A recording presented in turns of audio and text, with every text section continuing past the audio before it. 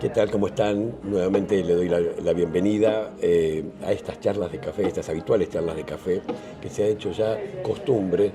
Y en este día en particular justamente invité especialmente a Silvina porque los seguidores hicieron unas cuantas preguntas que tenían que ver sobre el funcionamiento del Tribunal de Casas Particulares que funciona en la ciudad de Buenos Aires.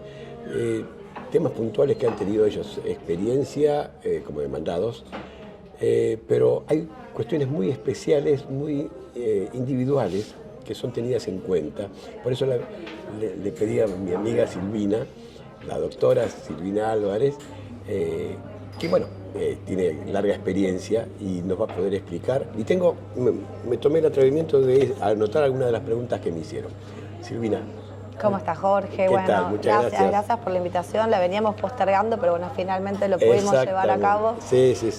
Así que bueno, te súper agradezco esta oportunidad de poder compartir a la audiencia un poco mi experiencia de tantos años.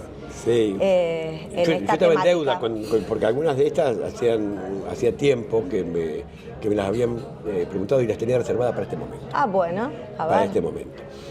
Bueno, una de las preguntas fue, bueno, esta en realidad es mía.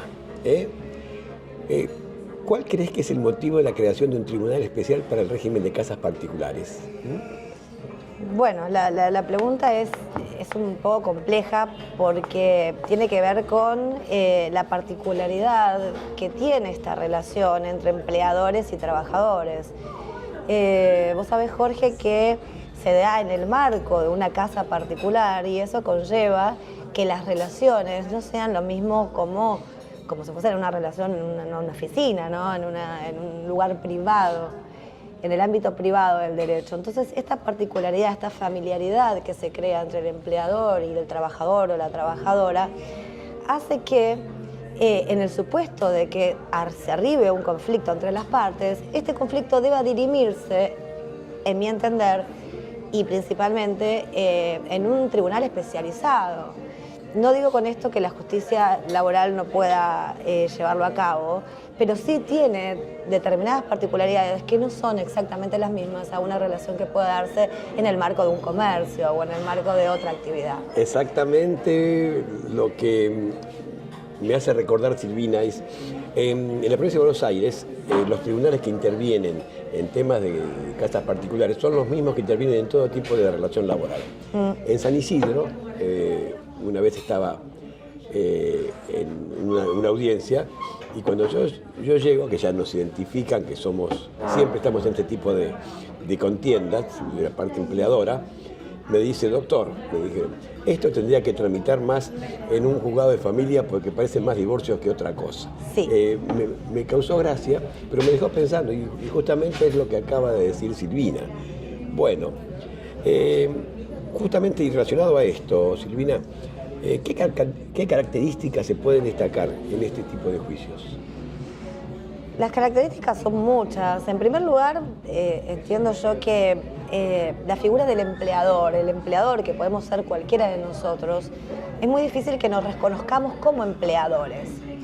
Y eso es un poco lo que vino a traer la ley 26844, ¿no? El establecer la figura de empleador. Obviamente el trabajador siempre fue trabajador, pero parece que el contratante no puede adquirir esa calidad. Entonces, respecto a tu pregunta, el empleador es una persona que puede necesitar que cuiden sus hijos, que puede necesitar que cuiden a sus padres. Estamos hablando de familiares muy queridos, muy directos, muy allegados. Puede ser que necesite una ayuda simple, como sea una tarea del hogar. Pero la característica del empleador es particular, porque somos cualquiera de nosotros. Y la característica de la trabajadora, bueno, generalmente son mujeres, el mayor grupo el género es generalmente mujeres, el 99% de las trabajadoras son mujeres, solo 1% tenemos de hombres trabajando en la actividad. También hay vulnerabilidades, existen trabajadoras que no son argentinas, también hay muchísimas argentinas. La trabajadora en sí generalmente no siempre, pero puede provenir de sectores más vulnerables de la sociedad. Claro. Silvina hizo referencia a la ley 26844. Te comento, esta ley 26844 empezó a funcionar en el año 2013, en el 2013. Anterior había un régimen que era el famoso decreto de ley 326 del 56. ¿Y por qué lo menciono? Porque era del año 56, no era un gobierno, era un gobierno de facto. Digamos que el primer régimen jurídico que se hizo fue en un gobierno de facto, pese a que, y estamos hablando del año 56, y hablé de el 2013, que es esta, la 26844. En el medio pasaron un montón de gobiernos de distintas banderas políticas, muchas se referían a la defensa de los trabajadores, pero ninguno se ocupó básicamente del tema de casas particulares, hasta que llegamos a ese año, que el mismo día que habemos Papa, porque fue el mismo día que Francisco fue elegido, pues dejó de ser Jorge Bergoglio para llamarse Francisco, fue el día que el Congreso se refirió a esta ley. Bueno, seguimos con las preguntas.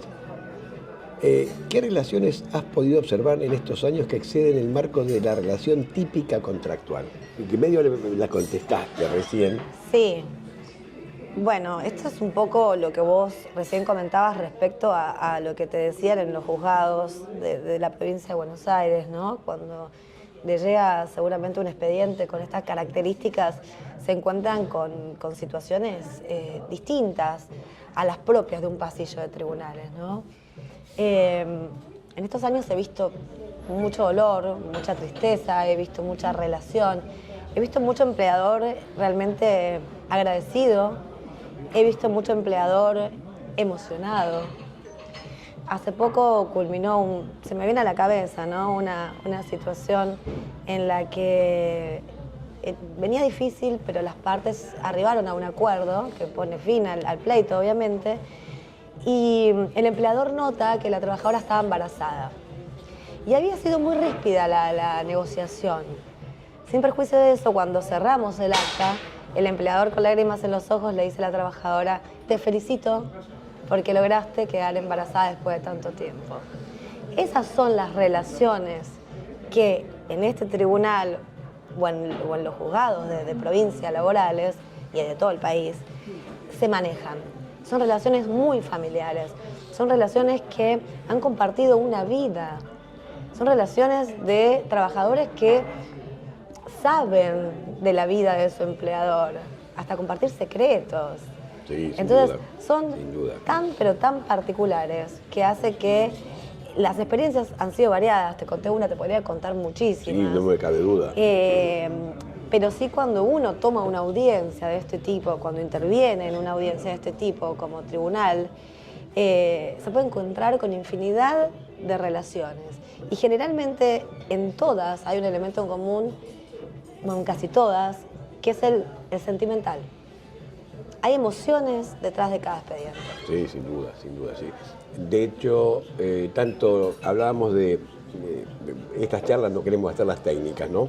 Pero tengo que referirme, tanto el famoso decreto ley 326 del 56, como la nueva ley que empezó a funcionar en el 2013, la 26844, contemplan en respecto de los deberes, tanto de una parte como de otra, cosas muy puntuales, donde la gravedad de una sanción, de una falta, no es la misma, por ejemplo, cuando ocurre en una oficina o una fábrica que se ocurre en una casa de familia. Por lo tanto, son especialmente tenidas en cuenta. En el momento el legislador se refirió a cada una de ellas, como es el secreto familiar. Exacto. Es decir, violar el secreto familiar es una causa grave.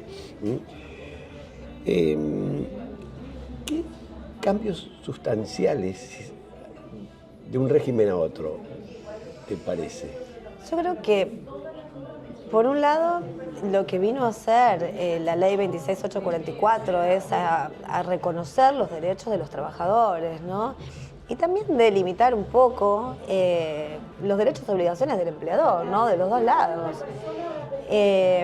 Lo que sí es cierto es que, si bien no cabe dudas de este reconocimiento de derecho, que obviamente fue plasmado en los tribunales, también es cierto que increíblemente no se ha logrado, a mi entender, que con la 26844 los trabajadores, las trabajadoras de casas particulares sean registrados.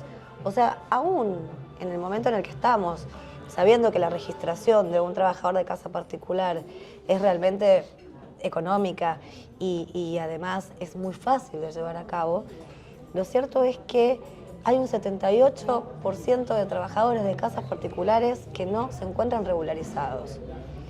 Entonces, por un lado, sí, reconocimiento de derechos, relaciones más claras, esto de empezar a reconocerse el empleador como empleador, tener licencias por maternidad, por enfermedades, no existía, Jorge, era muy complicado, indemnizaciones, bueno, todo eso yo creo que vino a mejorar, vino a reconocer, fue absolutamente positivo, pero no impactó tal vez tanto en la registración. Sí, y vos decís que hay un porcentaje altísimo de gente... Altísimo de trabajadores sin registrar.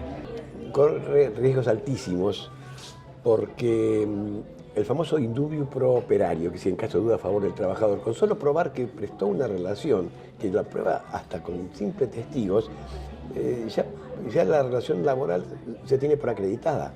Así que asumir el riesgo cuando los aportes y las contribuciones son un valor fijo, porque ni siquiera siguen el mismo régimen de una relación que no es de casas particulares, sino que una de comercio, por ejemplo. A ver, el costo no es tan alto de una relación de casas particulares, estoy hablando del costo previsional, ¿no? Es decir, el costo para el empleador. Sí, es un costo muy bajo. ¿Y te puedo agregar algo, Jorge, dale. A esto que estás diciendo?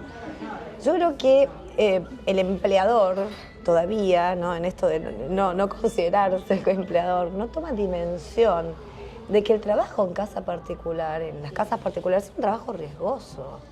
El tan solo hecho de cuidar a un niño, los niños sabemos que suelen jugar por el piso con sus juguetes, podría ocasionar cualquier tipo de accidente. Lo mismo pasa cuando atienden a nuestros papás, a nuestros abuelos.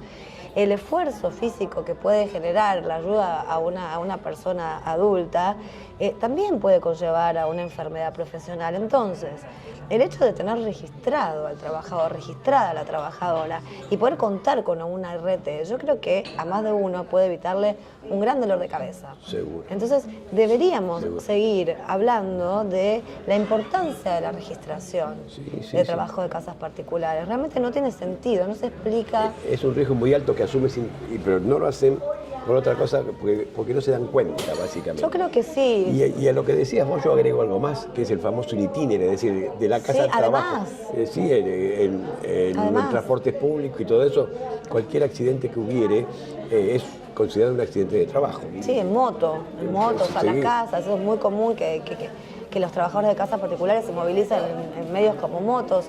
Sí, es realmente... Seguro. Sí, importante.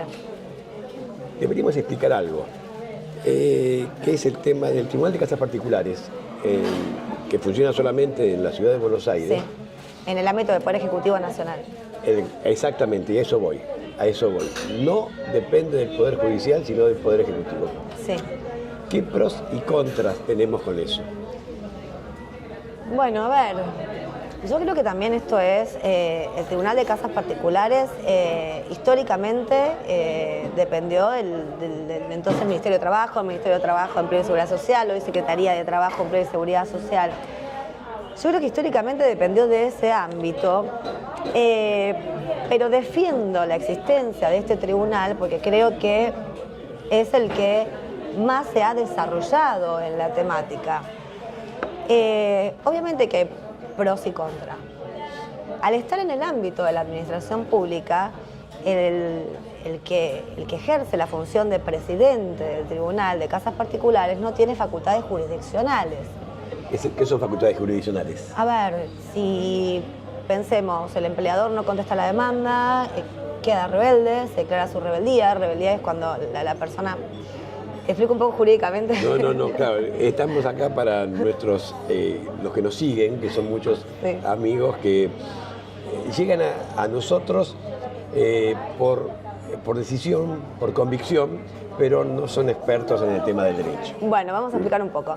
La rebeldía sucede cuando, habiéndose corrido traslado de una demanda, de un reclamo de un trabajador, la otra parte notificado no contesta.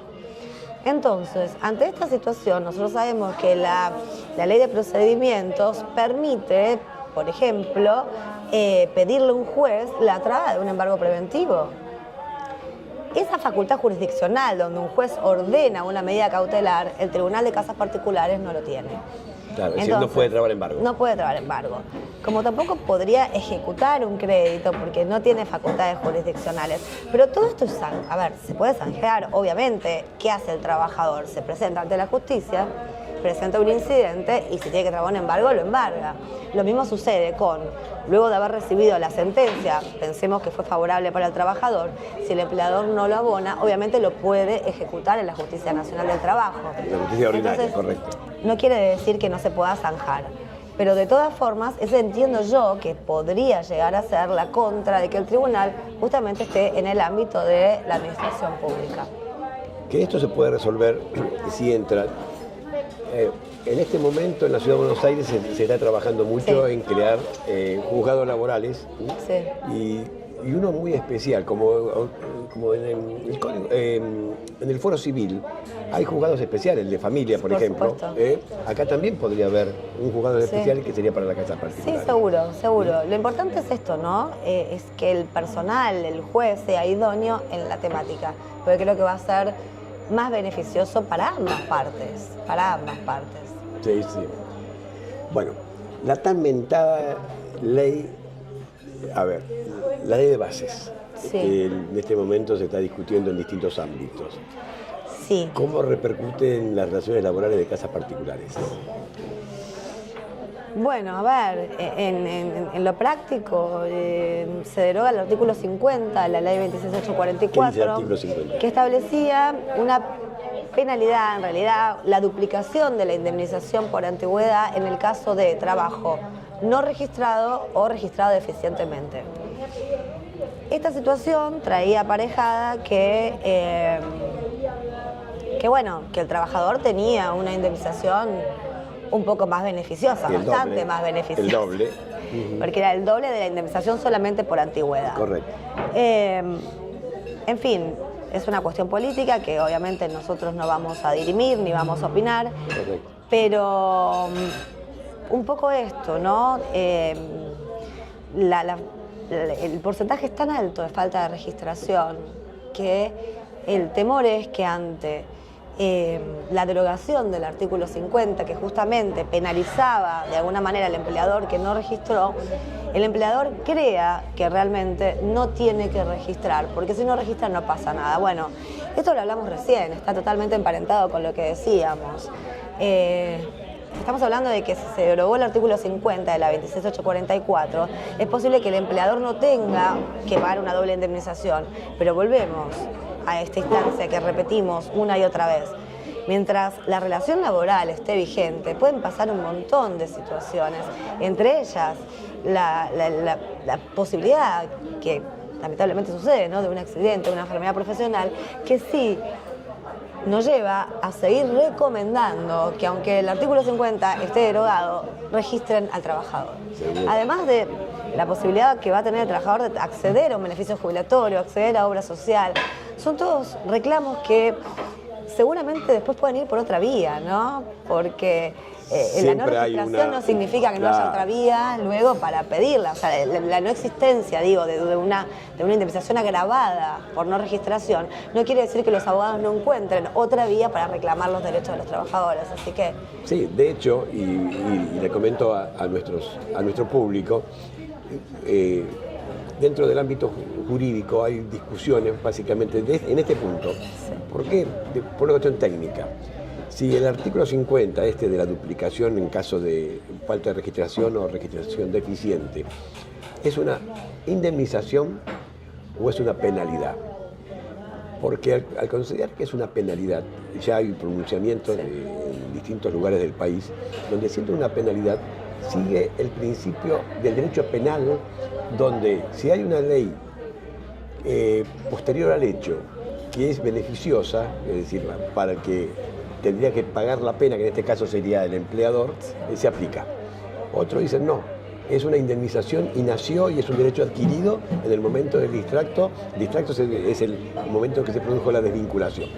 En el momento que se produjo la desvinculación no regía esta ley de base, así que esa es la ley que debe aplicarse. Así que aún hoy en día hay grandes discusiones en un criterio y en otro, y bueno, y como dijo Silvina, con creatividad van a encontrar distintas formas. Así que el pretender seguir con una registración en negro, porque para aprovecharse de esto, pero Silvina dijo muy bien, son muchas las situaciones.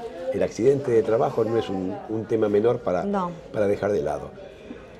Silvina, ¿cuánto tiempo hace que estás en el tribunal? Eras muy chiquita, sí. En la Secretaría de Trabajo, sí, lo que antes era el Ministerio de Trabajo, más de 20 años, y en el Tribunal 13, cerrando 13. La etapa. Bueno, hemos tenido el privilegio de tener a una persona muy experimentada que nos estas preguntas, muchas de ellas, yo estaba en deuda porque habían llegado a través de ustedes y ya saben, por mail, por WhatsApp, se contacta con nosotros por las redes y pueden intervenir en estas y en otras reuniones, en estas charlas de amigos que llamamos charlas de café. Silvina, muchas gracias por acompañarnos y seguramente nos vamos a volver a encontrar. Por supuesto que sí. Muchas gracias, saludos a todos, gracias por la escucha. Muchas gracias.